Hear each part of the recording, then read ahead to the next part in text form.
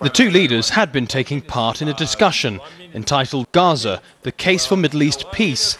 But if their actions are anything to go by, the case looks weak. We won't have security.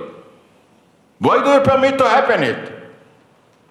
And I want anybody telling me clearly what were the reasons for the attack? What were the purposes of the attack? I feel that you perhaps feel a bit guilty, and that's why perhaps you have been so strong in your voice, so loud. Well, you kill people. I remember the children who died on beaches. And I remember two former prime ministers in your country who said that they felt very happy when they were able to enter Palestine on tanks.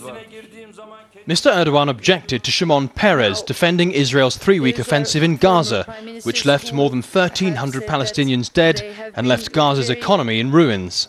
Said this. I want to ask you to defer to our host. Thank you very much. Thank you very much. Thank you very much. So I don't think I will come back to Davos after this. Thank you. Because you don't let me speak. The president spoke for 25 minutes. I have spoken only half of that. The head of the Arab League, though, said they were still willing to accept the 2002 peace initiative.